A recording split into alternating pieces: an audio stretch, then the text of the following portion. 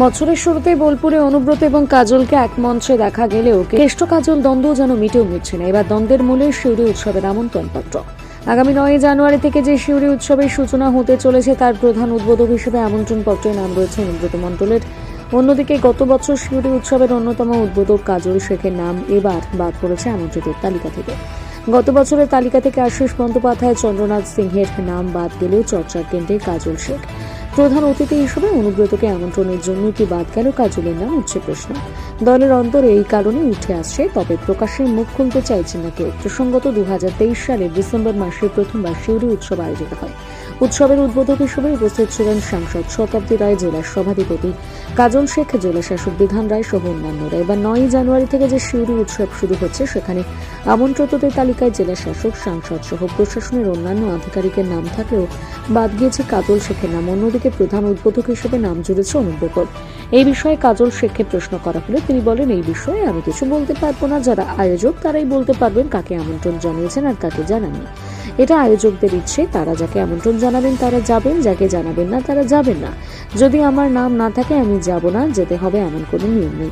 এই বিষয়ে সাংসদ শতাব্দী রায় বলেন, এটার উত্তর পুরো প্রধান দিতে পারবেন। কাকে বলেছেন কাকে বলেননি সেটার আয়োজকদের জিজ্ঞাসা করা উচিত। এই বিতর্ক প্রসঙ্গে পুরো প্রধান উজ্জ্বল চট্টোপাধ্যায় বলেন, আমরা এবার আমন্ত্রণের তালিকা শিউরি শহরকেন্দ্রিক রাখতে চেয়েছি, তাই শুধু সভাধিপতি নয়, মন্ত্রী এবং ডেপুটি স্পিকারকে এবার আমন্ত্রণের তালিকায় নেই।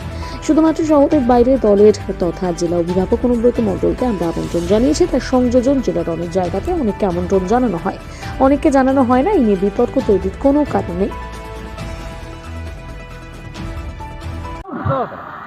বলছি উৎসব হচ্ছে শিউরি উৎসব, সেই জায়গায় বিশেষ অতিথিদের আমন্ত্রণ জানাচ্ছে, সেখানে আপনার নাম নেই। সে বিষয়ে বলতে পারবো না, যারা আয়োজক কমিটি তারাই বলতে পারবে কার নাম দিয়েছে কার দেয়নি, সেটা এখনো দেখিনি আমি। কিন্তু তাদের ইচ্ছা মতো তারা যাকে আমন্ত্রণ জানাবে সেই যাবে, যাকে আমন্ত্রণ জানাবে না সে যাবে না। যদি আমার নাম না থাকে তবে যাব না, এখানে যেতেই হবে, সে বিষয়ে কোনো কিছু নেই। শিউরি উৎসব পৌরসভার আয়োজনে জেলা পরিষদ ও পৌরসভা ওখানেই আছে। জেলা পরিষদ অ্যাকচুয়ালি 30 গ্রাম পঞ্চায়েত নিয়ে, পঞ্চায়েত সমিতি, জেলা পরিষদ, এই তিনটে নিয়ে জেলা পরিষদ।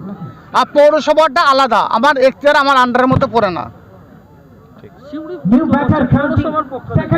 পৌরসভার পক্ষ থেকে আমি কি বলছি, তারা যাকে পছন্দ, যাকে ভালো বুঝবে, যাকে ভালো মনে করবে তাকেই আমন্ত্রণ জানাবে। সর্বত কাকে আমন্ত্রণ জানানো হয়েছে কাকে জানানো হয়নি সে বিষয়ে আমার কাছে কোনো খবর নেই, কোনো রিপোর্ট নেই। এ বিষয় নিয়ে কোনো মন্তব্য করতে চাই না, এ বিষয় নিয়ে আমি কিছু বলতেও পারবো না।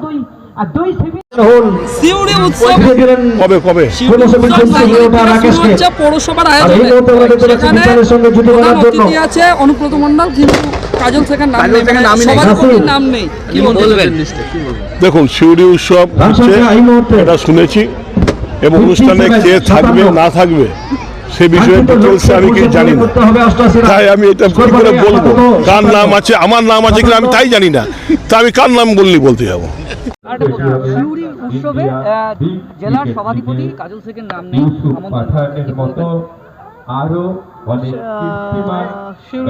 উজ্জ্বল না, ওরা ওকে জিজ্ঞেস করো না, যারা কার্ড চাপাচ্ছে, যারা অর্গানাইজ তারা বলতে পারবে না কেন নেই বা কি জন্য বা কেন নাম রাখেনি, ওদেরকে জিজ্ঞেস করো, ওদের উত্তর দিয়ে ওদের থেকে অনুব্রত মণ্ডলের নাম প্রধান অতিথি।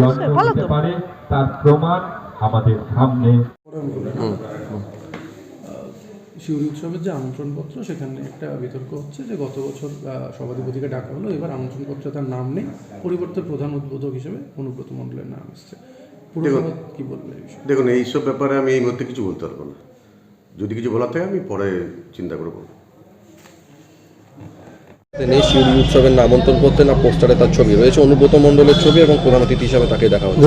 শিউরিতে আগামী 9 তারিখ থেকে যে শিউরি উৎসব পালন করা হবে, একটা সাংস্কৃতিক অনুষ্ঠানকে ঘিরে এটা করা হয়, তাতে যে কার্ড চাপা হয়েছে তাতে কাজল শেখ যে সভাধিপতি তার নাম নেই, এটা কিছুই না, এটাতে গোষ্ঠীদ্বন্দ্বের প্রতিফলন।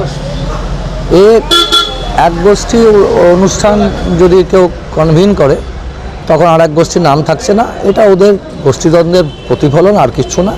এই নিয়ে আমাদের বিশেষ কিছু মাথা ঘামাবার নয়, কিছু বলার নয়, তাতে শিউরি মানুষেরও যে খুব একটা কিছু যায় আসে তাও নয়। কার নাম থাকলো না থাকলো সব বেনামেই চলছে, এটাও বেনামে চলছে।